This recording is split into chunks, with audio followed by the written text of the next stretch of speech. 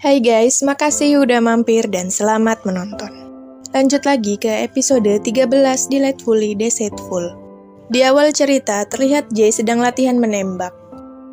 Lalu Roum datang meminjam pistolnya. Roum bilang, siapa yang ingin kau tembak? Jay jawab, semua orang. Roum bilang, aku juga sama. Dajung berusaha mematikan komputernya yang diretas ketua. Woo Yongki lalu menelponnya. Berita kematian Ma Kangso tersiar di televisi. Polisi menangkap Lee yang mengaku membunuh Kangso di TKP dan Kyungja dibawa ke rumah sakit Seoul. Banyak data Nafis hilang saat dicek karena dibobol. Dajung dan Roum lalu berkemas untuk tinggal di tempat Ringo. Moyong menemui Roum. Roum bilang ini lebih seperti undangan daripada peringatan dari ketua. Ringo datang menemui Nasa, lalu memarahinya karena Nasa terus merokok meski kondisinya buruk. Mereka juga membahas kematian Kangso. Nasa lalu bercerita tentang salinan buku merah yang disimpan di pemantik Kyungja. Ringo lalu melarang Nasa untuk memberitahu Roum. Dajung merasa bersalah. Moyong bilang, kita berhasil menghentikan manipulasi saham dan itu akan berdampak pada ketua. Kamu menyelamatkan para korban. Aku akan mulai mengajukan gugatan perwakilan kelompok pada Nafis. Ketua bereaksi dan mungkin akan bertindak. Jadi, mari kita bekerja. Blog Hojung menarik perhatian media. Yongki hadir menjelaskan tentang skema piramida Kangso. Ayah Hojung berpesan agar penyelidikan dilakukan secara adil dan transparan. Yongki pun menjelaskan tentang manipulasi saham dan perbuatan ilegal Nafis.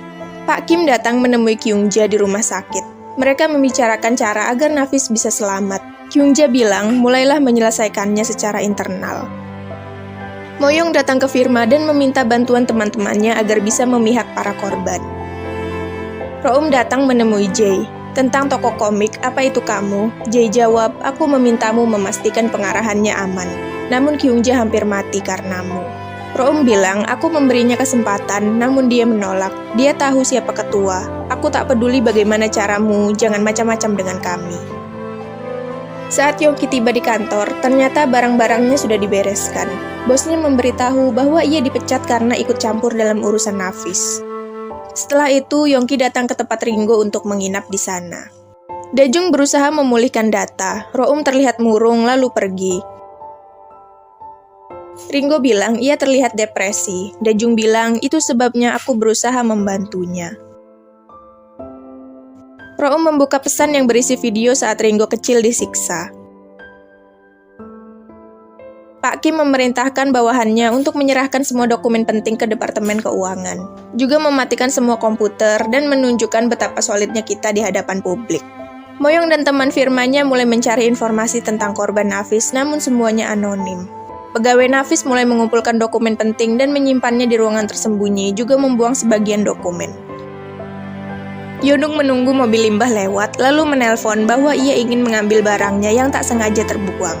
Ringo mengikuti Pak Kim dan menjelaskan bahwa Pak Kim menggantikan Kyungja sementara. Dia mengunci seluruh perusahaan untuk menyiapkan penggeledahan. Dajung bilang, aku menemukan data yang aneh. Beberapa dana Nafis dikirim ke perusahaan luar negeri atas nama Ji Songdon. Kukira itu pencucian uang. Dajung bilang, aku akan menyelidiki orang-orang di sekitar Ji Songdon. Moyong lalu menjelaskan bahwa ia kesulitan mencari penggugat, karena jika pegawai menyampaikan keluhan, maka uang muka mereka tak akan dibayar. Ruangan Ringo penuh, Roum lalu mengajak Ringo dan Dajung pergi ke bengkel Nasa. Setelah itu, Nasa datang dan ternyata ia kabur dari rumah sakit. Nasa juga kaget tempatnya penuh barang-barang. Mereka awalnya mengobrol tentang Nafis sambil tiduran, namun Nasa terus bicara dan membuat Ringo jengkel. Kyungja sedang mondar-mandir, lalu kurir Jokmok datang menemuinya dan menegurnya atas kekacauan yang terjadi dan berkata, kamu harus bertanggung jawab. Kyungja berkata, bawakan aku rencana luar negeri dan aku akan jadi pelayan setia ketua. Roum terbangun, sedangkan teman-temannya tidur pulas. Roum pun lalu datang ke rumah Moyong. Roum bilang, apa kau sadar, tiap kali kita menyelamatkan seseorang, saat itu kita bertambah lemah. Jika terus begini, kita akan kalah. Moyong jawab, itu memang sulit, namun kamu sudah bertahan sejauh ini. Artinya, kamu kuat dan berani. Mengakui kita saling membutuhkan itu butuh keberanian besar. Dulu aku tak berani. Saat ibuku pergi meninggalkanku, aku tak berani mencegahnya pergi. Dan sampai kita menang, kita akan berjuang bersama. Roum pun melamun merenungi semuanya. Yohan menemui Nasa, namun Nasa tak ada di rumah sakit. Ringo membahas pemantik Kyungja dengan Nasa, lalu menyuruh Nasa mencari duplikatnya untuk ditukar dengan milik Kyungja. Roum dan teman-teman berkumpul. Roum bilang, ayo mulai bekerja. Mereka pun merubah tempat Ringo menjadi kantor jasa keuangan Blue Mouse. Mereka menargetkan para pegawai Nafis agar bisa menemukan bukti-bukti juga untuk mengumpulkan penggugat. Setelah itu, firma Moyong pun kebanjiran pesan konsultasi dari korban Nafis. Ringo bertanya pada Roum, kenapa dulu Roum menyelamatkannya dari Jokmok. Roum bilang dia melihat Ringo sebagai murai yang setia. Ringo lalu bilang, Roum cantik sejak pertama ia melihatnya. Roum pun menatap tajam Ringo. Jae-in datang ke toko komik namun tutup. Setelah itu, Yohan datang lalu mengajaknya ke minimarket. Jae-in bilang, apa semua baik-baik saja? Yohan jawab, aku tak tahu, mereka menghilang. Mereka pun mengobrol tentang kemarin dan juga bercanda bersama. Seorang wanita bernama Jayong menemui Roum, dan ia ternyata ibunda Moyong. Selama ini ia anggota kesejahteraan Nafis. Roum termenung mengingat Moyong. Ibu Moyong ingin mengambil pinjaman, namun Roum bilang Blue Mouse bukan perusahaan pinjaman. Kami bisa memberimu nasihat hukum bahwa Nafis adalah penipuan. Kita harus menggugat mereka. Kamu bisa memutuskan setelah bertemu pengacara. Setelah itu, Moyong datang dan terkejut melihat ibunya di sini. Moyong dan ibunya tampak canggung. Jadi, kamu benar-benar pengacara sekarang. Bagaimana kabar ayahmu? Ibu sungguh minta maaf karena kamu harus melihat ini. Moyong bilang, ibu jangan khawatir, aku akan membantumu. Putra ibu kini seorang pengacara. Ayah Moyong berjalan terlunta-lunta, juga menolak panggilan Kyung-ho, dan seseorang mengikuti di belakangnya. Roum datang ke rumah Moyong dan melihat Moyong tidur di sofa. Roum lalu menyentuh dahi Moyong, ternyata Moyong sedang demam. Roum mengambil kompres lalu meletakkannya di dahi Moyong sambil berkata, maafkan aku. Ringo menemui Jae lalu menyuruh Jae menukar pemantik milik Kyungja dengan duplikat sebagai hutang balasan pada Roum. Moyong bangun dan kaget melihat kompres, juga Roum yang tidur di meja. Demamku sudah turun berkat kamu. Timnya pun sudah siap, aku akan menyelesaikannya. Roum bilang, kami juga. Setelah itu, Moyong menemui Kyungja di rumah sakit untuk menyuruh Kyungja menyerah sebelum ia melaporkannya. Namun Kyungja menolak dan tetap keras kepala. Jae ada di luar, apa kamu masih mengusahakan balas dendam Roum? Moyong bilang, sama seperti 10 tahun lalu, kamu tak akan bisa membantunya. Dajung memberitahu Roum informasi dari putra Pak Ji, bahwa Pak Ji menyumbangkan seluruh hartanya pada Jokmok. Pak Ji dulu pernah dirawat di rumah sakit Hyeesung. Dia dirawat seorang yatim piatu dari panti asuhan yang disponsori Pak Ji, dan Yongki akan menyelidikinya.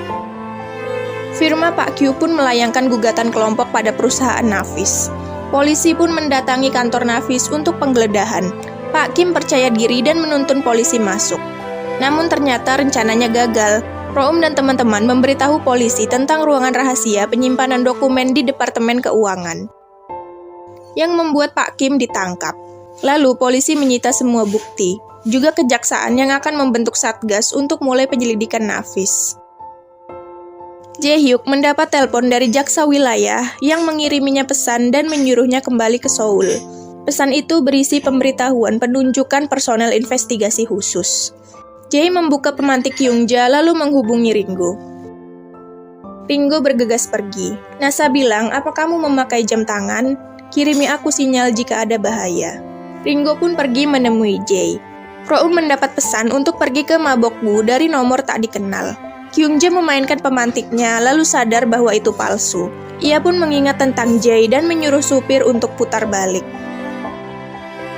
Dajung datang, Nasa memberitahu bahwa Ringo pergi menemui Jae dan jadi panik. Moyong menelpon Roum namun tak bisa. Setelah itu, Park Kyu menelponnya dan bertanya bahwa ia ingin mengajak satu firma lagi untuk bermitra. Juga memberitahu bahwa ia sudah memberi alamat Moyong pada Kyung-ho. Hati-hati dengan ucapanmu, ia tak senang kau ikut campur dengan Roum. Roum datang ke sebuah bangunan tua. TV menyala menunjukkan rekaman saat Roum ditangkap, juga sebuah ensiklopedia. Jilid 11, halaman 34, paragraf 4.